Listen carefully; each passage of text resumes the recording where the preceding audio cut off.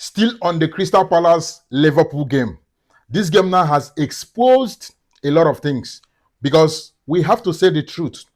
Since this season, that's not the Liverpool we know. Since that is not that Liverpool. Yes, we changed a lot. It will take time for us to start playing where the players gel together. But the experiment is becoming too much. The momentum of the game is no longer there. The midfield, nobody could dictate play again for us from that midfield. Any day Ryan Gravenberch is on his best, that's when we see us playing a little bit better in that midfield. But ever since Slot is trying to integrate Florian Wirtz into this number 10 role, it's not working out. And even the role he's playing, this is not what he was even doing for Leverkusen. Why are we forming a very different something for him? Okay, it's again with 6. Enough of the experiment. It's a wake-up loss. Now let's go back to the drawing board and stop this. Against Everton, that's one of our best first half this season. You saw our old midfield of Szoboszlai, Maka, and Flo. Szoboszlai, Maka, and Gravy. It worked out very well until the second half again. We started playing shit. So I think Slot should stick to his old midfield. And then Flo should be coming from the bench. He needs time. We threw him too much into it, to me. And then McAllister not being in his best is also disturbing. He's been struggling. Maybe it's time for us to start Jones in games. Although Jones came back from injury, because McAllister has never been that McAllister since this season. He's been struggling with fitness and all that, we know. So why don't we stop this gamble? And then if Bradley is struggling, stopping crossing into our box, going forward the same thing, that pass, that going forward pass, that masterclass passes from Trent is no longer there. Okay, Bradley, if you cannot pass the ball, just at least prevent those cross from entering our 18. I think Bradley should be dropped in top games. Jeremy should be fired into fitness to keep that right back. And then Ibrahim Konate, not signing McGay will really haunt us this season. Because by now, Konate should be sitting on the bench. He's not in it again. Struggling on area duels. Fighting for what he's not supposed to fight. Simple, something he would do. Doing the basics in game, no way. 0.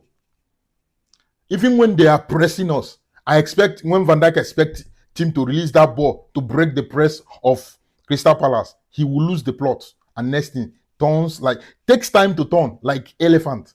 Very clumsy and gives it back to Alisson.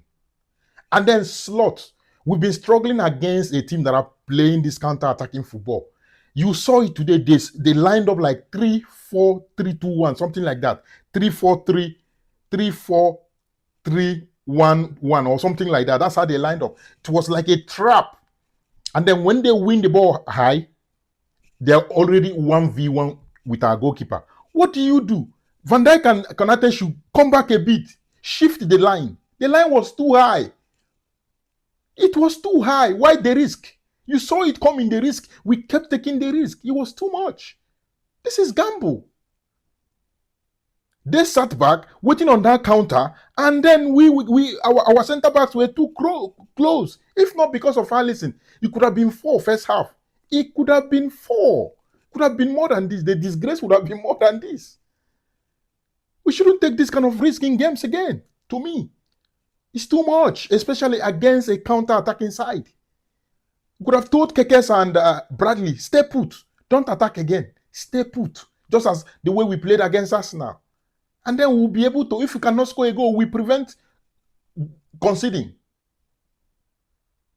We have lost the tempo. We have lost because we want to integrate Florian Wirtz. And the Ekitike not playing this game also is one of the things that cost us this match. Because we played with an unfit number 9. Assuming Ekitike started this game and Isak finishes this game, there's no way we wouldn't have scored earlier. And then Mohamed Salah has not been on it. Mohamed Salah this season is not that Mohamed Salah we watched last season. Why do you keep him in games for 80, 75 minutes? Take him out. Bring on Chiesa on time.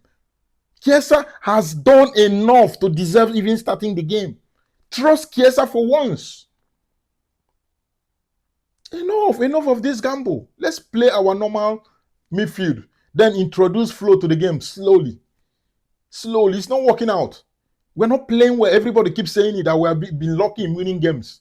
And it's true somehow, because no way. We are off it.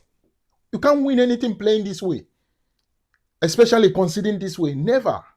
And today, the hunter, we wanted to hunt them on the 80, 90 plus minutes, and then they hunted us. You see, it backfired today. We can't continue like this. Honest Lord, do something. Do something. Do something.